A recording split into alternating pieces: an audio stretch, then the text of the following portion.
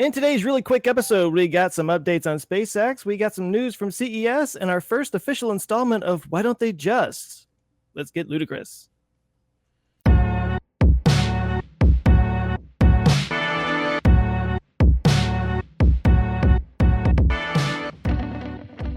Hey, and welcome to Our Ludicrous Future. This is the podcast where we talk about all the crazy, cool future stuff that's going to be impacting our future tomorrow, today. And I'm Joe Scott. Let's go with it. We're going with it. I'm Joe Scott with the Answers with Joe YouTube channel, and with me, as always, is Tim Dodd. Hey, it's me, Tim Dodd, the Everyday Astronaut, and of course we have Ben. What's up, guys? It's Ben Sullins from Teslanomics, live from CES 2019 in Las Vegas, Nevada. Wait, yeah. CES is in someone's house? Yes, actually, yeah. They're now making houses, and so this is one of the houses. It's inside. You can rent it. You know, it's $10,000 an hour, but you know, Worth it. That YouTube money. You know. Yeah. But in all seriousness, what is explain CES for those that may not know. And explain why this is going to be such a short podcast. Yeah. Well, Ben. Yeah, it's my fault. I'm traveling. But yeah, so CES used to be the Consumer Electronics Show. And as tech kind of grew outside of just consumer electronics, back when, you had a gadget for everything, it grew just to a CES, which is like this mega tech convention here in Las Vegas. Can't even tell you how many football fields it is. Somebody probably knows. But it's one of those things where just walking through in a day, you're just exhausted at the end of the day, just walking through it once. So I'm here checking out all the new EVs, checking out all the wild stuff that people are unveiling, a lot of concepts, meeting with other friends, other YouTubers and stuff like that, and just kind of enjoying it and taking it all in. It's a little bit overwhelming. Like yesterday, I actually went to a different casino that was really quiet. I just sat in the spa and was trying to detox from just the constant overload of sights and sounds at CES. So you know what? But it's pretty fun. It's about time. If you want to get relaxed and stuff, I went there actually exactly 10 years ago with my dad, and we had an awesome time. Our favorite thing we did is at the time I think it was one of the really nice hotels. They had 3 floors where all it was high-end audio rooms, audiophile rooms, where people bring in, $60,000 per speaker type situations, a turntable that's $110,000 that's floating on plutonium or something, and it's really cool because you can just go and you're expected to just be sitting and enjoying music for an hour if you want. That's was definitely cool. My favorite day, I think, at CES. Yeah, so far, the craziest things I've seen was this company Bell, who is making they say it's fully autonomous, but there's a cockpit for a pilot. It's a drone ship that's a 6-seater. It has these ginormous propellers. So it's not a quadcopter like your typical drone, but it's 6 of those, and they're massive, right? This thing's like a size of a school bus or something. And they're partnering with Uber to do Uber Air, and it is wild. So I got some footage of it. I'll be talking about that in a video sometime soon. But I got to sit in it and ask all these questions. It's really cool. A lot of these conferences, you just kind of look. It's a concept. Don't touch. That kind of thing. This is it's hands on. You get in there. You're talking to the engineers. So. It's wild, and that so far has probably been the craziest thing I've seen here. I mean, it takes up this whole massive section, and it's super futuristic looking. They really did a killer job. We'll see what or if this thing actually flies. Yeah, I just did a video on flying cars not too long ago, and there's a lot of them out there. Actually, there were a few that I didn't even get to in the video, and I hadn't heard about that one, obviously, but got me curious now. Yeah. I'm a little curious why all of a sudden what's changed that now we're going a helicopter could be autonomous for there's no reason a helicopter couldn't fly itself these days. So I'm curious what all of a sudden why the shift went from maybe it's the redundancy of electric motors and these quick little hops of you only need maybe to go 20 minutes, then you swap batteries or something. What fundamentally changed for us that we look at drones with someone in them, or quadcopters, etc., with electric motors, compared to why like helicopters. Like where do you guys think that came from? It's probably redundancy, like you're saying. It's probably just easier to fly and a lot of that kind of stuff, right? With whoever perfected just the small drone version that you can buy, probably like fundamentally, I'm not sure if there's really any difference between like a giant version of that versus a small version, right? In terms of how physics works with it. So it's probably just easier now. And, because flying a helicopter, like my brother was a pilot in the Marines for 10 years flying helicopters. And I talked to him about this stuff and he's like, yeah, there's no way. He's like, there's so many things that occur that you have to be prepared for. And the only way to be prepared is to have years and years of training and experience. But a drone copter kind of thing or drone ship that has 6 of these that are all redundant and can be programmed to take over in all these situations might be able to pull it off, right? So maybe that's the difference there. I mean, helicopters are not actually easy to fly. Oh, right. Yeah, I imagine the more rotors, the more stable it is. And I think just we've gotten so used to seeing drones everywhere, like it's just become such a common thing that it's kind of a natural progression of, oh, what if I could sit in one of those, Yeah. Just keep scaling it up. Yeah. There is some electric car news as well. Nissan unveiled their 60 kilowatt hour version of the Nissan Leaf. Someone will have to fact check. I think it's like 226 miles of range, more or less. And I don't know if I didn't see the price, but that was a big unveiling yesterday. So that's cool. I'm all for longer range EVs, obviously. And so Nissan, I think with the Leaf, had a real hit. And so, just keeping progress on that is great. So that was a big thing. And then I'm going to do a video on this. There's a weird thing happening here at CES. It's in the auto sector. These cubes, they're like little mini buses without a driver. So it's a fully autonomous electric box. It looks literally like a Kleenex box, like person size. And there's like 15 companies that have them. And it reminds me of 4K TVs. Was it 4K that came out? Or no, 3D TVs.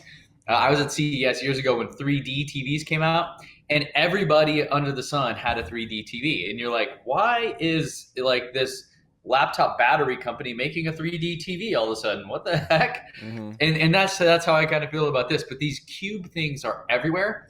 And the reason I think that's significant is because that is, I think, the next logical step in autonomy and self-driving cars. Because taking a car on the road and having it just drive autonomously under any circumstances, under any conditions, no matter what it faces, that's incredibly challenging, right? And I still think we're years away from that. But if you have like a closed route, let's say on a university or at an airport or something like that, you're not going at high speeds. All the risks that things that you'd have to face, like you just eliminated so many of those that I think we will start to see these like electric boxes, cubes, or it's like a little bus essentially, but it's kind of funny looking. I think we'll start to see those, and if CES having a ton of these as any kind of indicator of that, I think we'll start to see those in a few years, because that makes a whole lot of sense to me and is probably really doable. Well, yeah, like think about shuttles, like a traditional if the word shuttle, like an airport shuttle, almost all of those are prime candidates for autonomy because they have a closed route. The variables are very limited.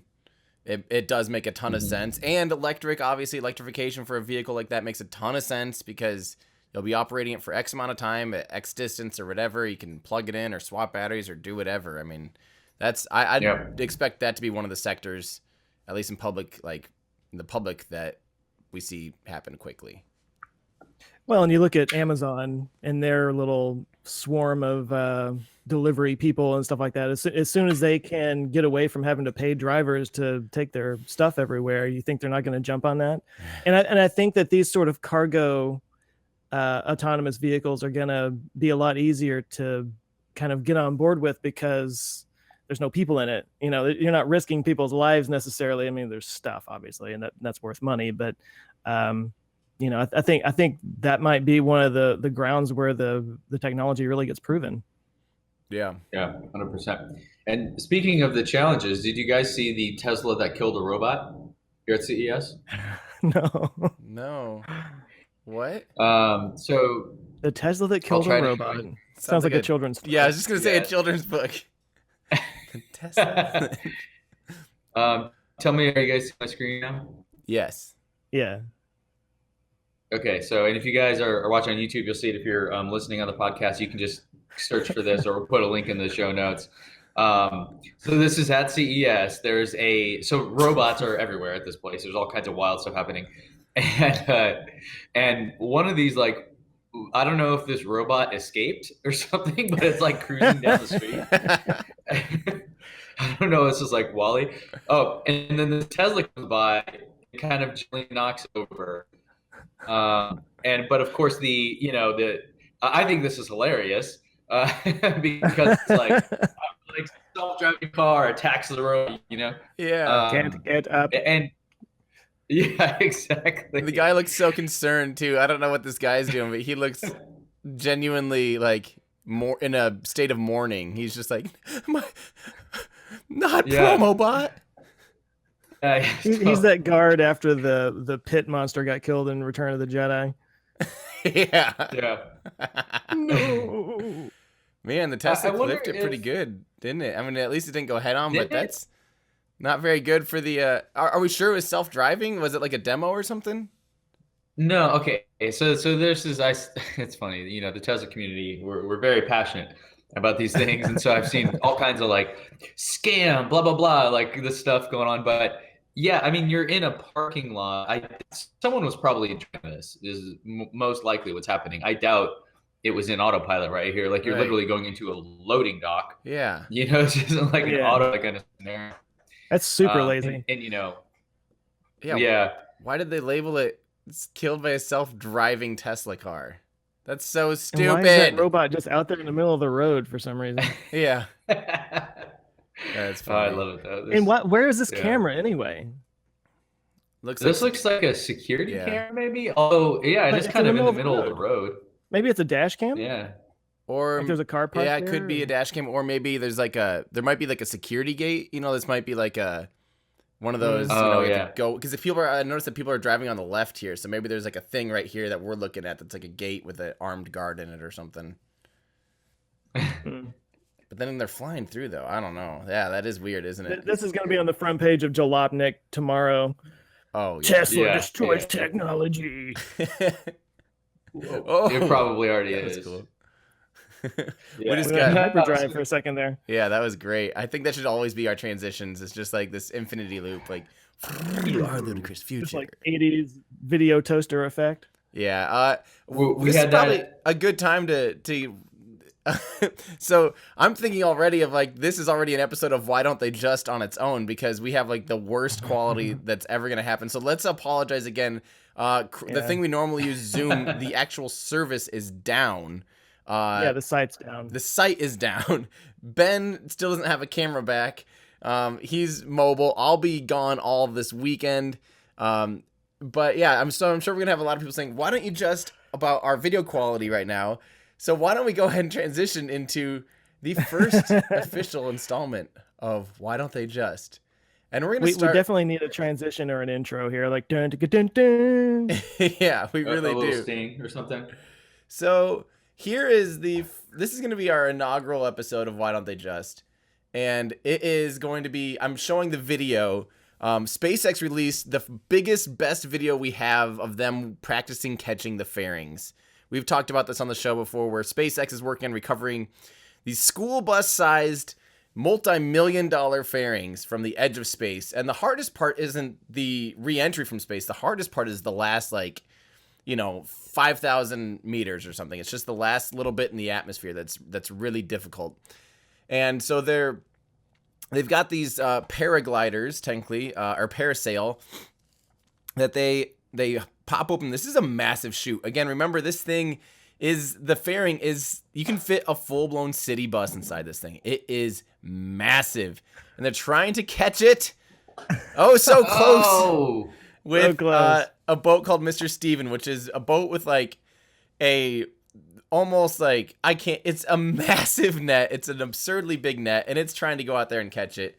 And this on its own is already the most Wile E. Coyote thing ever, right? I mean, this is already as ridiculous as it gets. So this experiment, trying to do this, is just fodder for Why Don't They Just? Because, there's just so many so many like suggestions. Why don't you just do this? And of course, I have my own version. You know, we talked about this on the show one time. So I'm going to inaugurate myself for this episode of Why Don't They Just?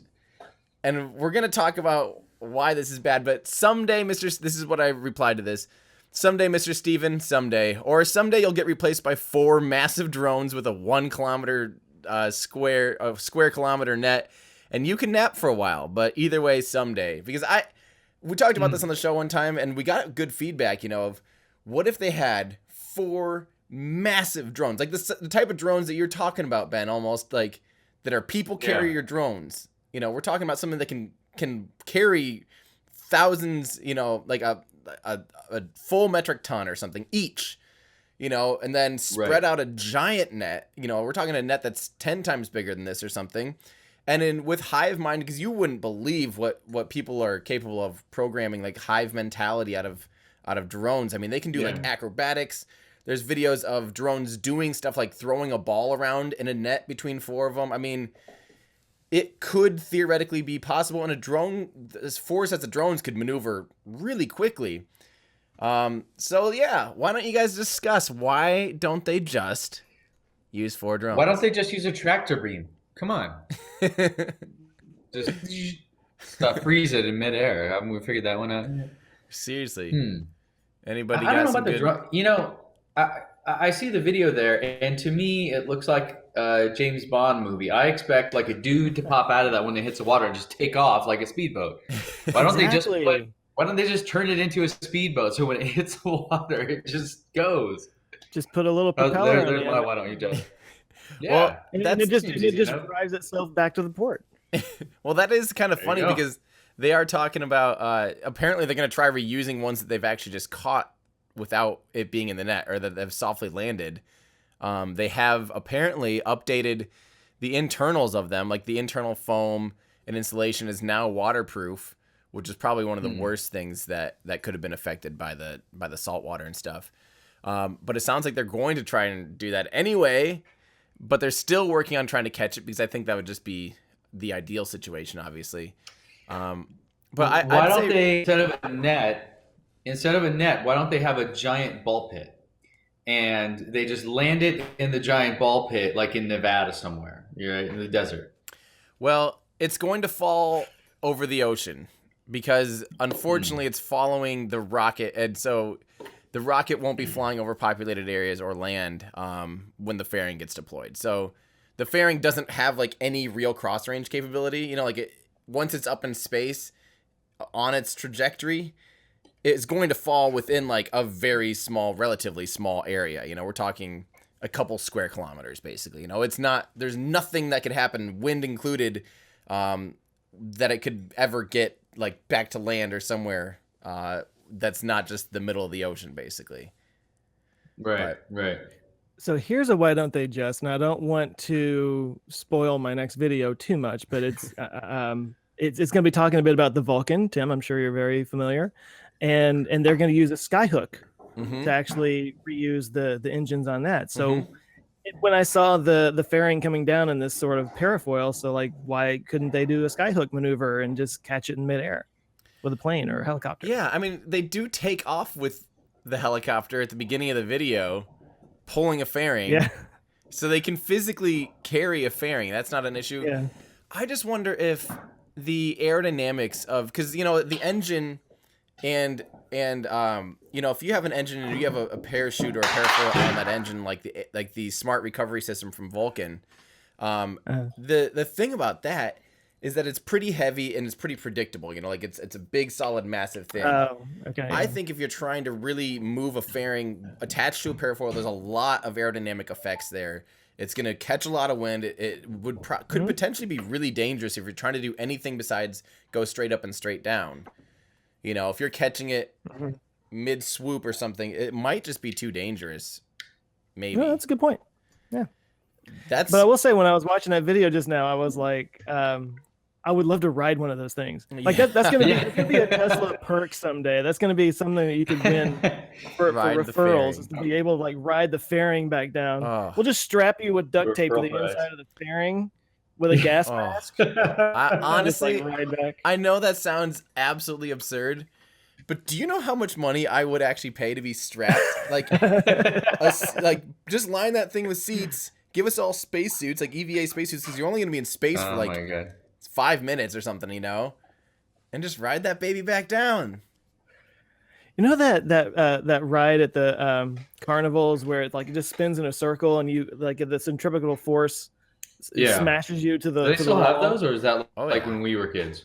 No, they still have those. I want to say they have one at the Texas State Fair. Yeah, they've got them. Human life be damned, But, no, that's what I see is like the inside of the fairings. Everybody just like strapped to the side, Cool. like a whole line of people in there. Would you get your Take that, astronaut Shepherd. wings for that? Yeah. Would you? I guess you would. You would, right? Yep. The fairings definitely almost, I think, in every flight make it beyond the Kármán line by a significant amount, actually. I think normally they're deployed around, 120, 130, 140 kilometers in altitude or something. And lots of times when they're deployed, they're still actually coasting up even. So they might go quite a bit higher. They're not just, they don't deploy and just drop straight down. They drop, they still follow their ballistic trajectory. So they might actually peak out pretty high in altitude, actually. That'd be sweet. I just love how we're seriously talking about this. No, we could totally make this happen. Why don't they just make a ride out of it? Yeah. And charge us all $10,000 and it subsidizes the cost of the launch. See, just line it like reverse corn, like a reverse corn cob. We're all just lined in there. An inverted corn cob. It's a hollow cob theory. now the Iowa boys coming out. Oh man. Well, so you had some SpaceX news. We're kind of having to move this thing along because Ben's got some stuff he's got to get to. So yeah. Didn't you have some SpaceX news you were going to talk about? Yeah, the other one was just this. I really wanted to share this. This will be quick again too. But basically, ladies and gentlemen, we have photographs of the launch pad with so cool looking. The Crew Dragon out there at L30 at Launch Complex 39A at Kennedy Space Center. So this is the first demonstration Dragon 2 that's going to do a full orbital mission, go up and dock, not even berth, but dock with the International Space Station. So it's basically like doing a cargo run, but uncrewed. This first one will be uncrewed. There will be no one inside it, but they have it out on the pad. This was they did a dry dress rehearsal, basically, getting it ready for flight. It's just really cool. This is the first time we've seen this. They have the prettiest pictures they've released in a long time for anything. Just super, super pretty. Yeah, I cannot wait to see this thing fly. That's amazing. This is just super exciting to see. And look at their crew access arm. What was that? Well, speaking of the crew access arm, I'm looking at it and I'm like, you have to walk in slow motion through that thing. Like, there's no normal speed inside the crew arm. Here's a why don't they just put a treadmill that's going against the flow of traffic, so the astronauts get to take more and more time going down the crew access way, and like a airport thing or whatever. But that way they really get to like strut down that thing for like a solid mile before they get in. Sorry, 1.6 kilometers. I wonder if they have a team, that's like, okay, thanks guys. Can we just go back and do that one more time? We need you to go all the way back to the end. And this time, a little bit slower, They just see some determination on your face. I hope they just have a TV showing Bruce Willis from Armageddon, like walking out, and they're just like, more like this. Liv Tyler standing on the pad. No, don't go. I assume that's what's happening. I mean, has some quip. I can only assume that's what's happening, guys. But this is all. Well, go ahead. Sorry, but this launch date has been moved again, yeah? Because of the shutdown? Is that what's going on? Yeah, I heard that somewhere that it's being adjusted. I think SpaceX seems to be ready to go, basically. Right now, the issue is unfortunately, with NASA, with the government shutdown. So it's basically a 1-to-1 delay right now. For every day delayed, every day the government shut down, it gets delayed a day. Like, I think they probably have, once the government's reopened, they probably have about 10 days or10 days, 2 weeks or something like that, maybe 2 weeks or so, from when it opens up to when they'll be able to fly it. So right now we're kind of looking at, if the government opens up next week, which who knows? I know we don't want to talk politics, but this is lasting longer than I thought it would. So maybe if it opens up in a week, hopefully we're still aiming at the beginning of February. So I don't know. I'll be down there for this one. This is one I'm like going down to with a pretty large team too. So I'm like having to try to orchestrate all this, and it's, oh my God, blood pressure. Oh, yeah. What's with are they doing an abort test also? Yes, they will also do an in-flight abort test after this, and that'll be, I think they're actually reusing this capsule. Once they land, they'll it'll splash down after, I think it's like a 2-week mission or something. It'll splash down, they'll recover it, they'll do a little bit of refurbishment, but they don't need to do a lot because they're just going to abort it anyway. So then they'll get it back, and they'll be doing that before they put humans on top, and that will be on top. So they'll be. Go ahead. Yeah. So the in-flight abort is it takes off, and then the capsule shoots off of it mid-flight. Correct. At maximum aerodynamic pressure. So the point when the vehicle's going faster and faster and faster, the air's the thickest, well, not thickest, but it has the most amount of pressure on the vehicle. Yeah. After that point, the air's getting thinner, the atmosphere's getting thinner because it's increasing in altitude. But there's that kind of convergent point where it's going faster. The compression of the atmosphere is greatest. It's actually producing a lot of force on the vehicle. And then they're going to abort. So all of a sudden, boom, they light those 8. There's actually 8 Super Draco engines that are hypergolic. There's 2. They're in sets. There's 4 of them in packs of 2. They're going to light them, shoot off the rocket. The rocket, I hear, maybe this is just total rumor that it's going to be detonated, or it's just expected to explode because it's at the point of maximum aerodynamic pressure, and all of a sudden you take off the nose cap, basically. It's expected to rupture. Yeah. So that will be an awesome one to watch. That'll be screw a normal, successful, we delivered a satellite. This is going to be some fireworks. Yeah. And all the headlines will read, SpaceX Crew mission blows up mid-flight. Yep. Yeah, exactly. that was the point. Yep. Yep. I guarantee it. And kills Promobot on the way down. And what? And kills Promobot? It's a Promobot launch abort test. Yeah, watching there is. For some reason, there is a water version of Promobot out in the ocean. They're testing it for some reason that same day. And it smashes it. That's gotta become a meme. Just one video after another of just Teslas and SpaceX vehicles knocking over security. It lands on Blue Origin or something, you pull into your garage, it's just a bot there. Oh man. I love it. Well, guys, I know, Ben, we got a time crunch. I apologize to our audience. I know we took a week off 2 weeks ago. We'll be back next week with a full episode and we'll make up for it. But I think we got to keep it pretty quick. What are you guys working on though, Ben? What are you excited to see down at CES? Yeah, I'm going to go check out these cubes, some more EVs. All the cubes with wheels.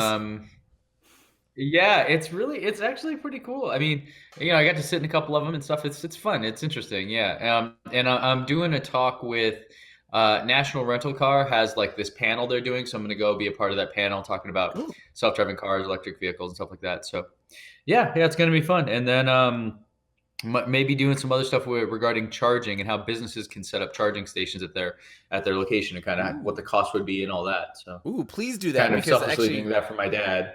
Yeah, and my wife is looking. We want some public charging stations outside of some of their developments. And we're in the middle of trying to figure out some of that. So I'm excited to see what you've got for us. Cool. Yeah. All right, sold. I'll do it. Joe, what are you working on? Well, I kind of gave it away a minute ago, but I'm doing a video for Monday on ULA. Yes. I'm stepping into your territory a little bit. Oh, that's great. I love it. That's awesome. Actually, I do that a lot. Is it specifically about Vulcan, or is it just kind of about ULA? It's ULA in general. I've been trying to cover all the different private and public space agencies around the world, and it's ULA's time. It is. It's their time. It's their time in the hot seat. Yep, absolutely. Yeah, I'll be doing a lot on ULA in probably my next video. Not the one that's I have one done that's coming out as soon as we basically leave this today. I'm dropping one about. I finally just broke down and I did one about Starhopper. the hopping SpaceX thing. But I decided, I'm trying to avoid all the speculation because it's just constant speculation at this point. So I'm like, all right, why don't I just stick to the facts and I'll explain what it's going to do and like the hopper part of it, and just compare it to the old Grasshopper and F9R. So this video is actually going to be get this for clickbait, but it's total truth. Why SpaceX's next rocket won't make it to space. Because it will never go above 5 kilometers in altitude. It's just what? I gotta watch fact. Clever. Yeah. So then I addressed that right away. Like, no, this isn't clickbait. This actual rocket will not go to space because it's not made to do that. So I'm doing that. I mean, if it doesn't go to space, is it actually a rocket? Oh, for sure. I mean, can you? Yeah, it's a rocket propulsion. Like that's all it is. It's not a spaceship. It's like a dog. It's like a dog that's under 40 pounds. Is it really a dog or is it a cat at that point? Not according to Ron Swanson. I'm excited. The next one I'm going to be doing is I'm going to be doing Boeing. So Boeing's like Starliner versus the and the Atlas V that it's riding on. Then versus like the Dragon 2 and the Falcon 9, like we just showed pictures of, versus the Soyuz. So all the rides to the International Space Station. I'm going to compare, like, if you were literally an astronaut today, what are you going to be riding on, and what are your options riding with? Basically, if you're a NASA astronaut, how can you get to the ISS? And I'm really excited about that one because those are some good, like, that'll be a good old comparison. They're very different vehicles. All three of them are, so it'll be a lot of fun. Fun. Yeah. Cool. Well, sounds good, guys. Quick and dirty. Until Sorry next time. for being so quick, everybody. You said you had 40 minutes, and it's 40 minutes exactly right now, according to my watch. Well, look at that. Oh, actually, no, it's 30. Never mind. I was looking at a different clock. I was looking at the backwards clock. Why don't you just look at the right clock? Well, everybody, be sure and leave us, some feedback. We're gonna start also including like a corrections thing too. So when we inevitably mess up, we do want to be, setting the facts straight. Ben's shaking his head. About if like we're making a big dumb mistake, we're gonna address it. I think that's part of academia. So yeah, keep that in mind. We'll also be doing our favorite "Why Don't They Just" of each week going forward. So we're excited to hear from you guys. Reach us. I think on Twitter would probably be the easiest way to find us. At any of our handles, we got I'm at Day Astronaut. What do you guys? I keep tagging the wrong Joe Scott on Twitter. Yeah, some poor schmuck named Joe Scott out there got a whole lot of my fans talking to. No, mine is at Answers with Joe. That's right. Yeah.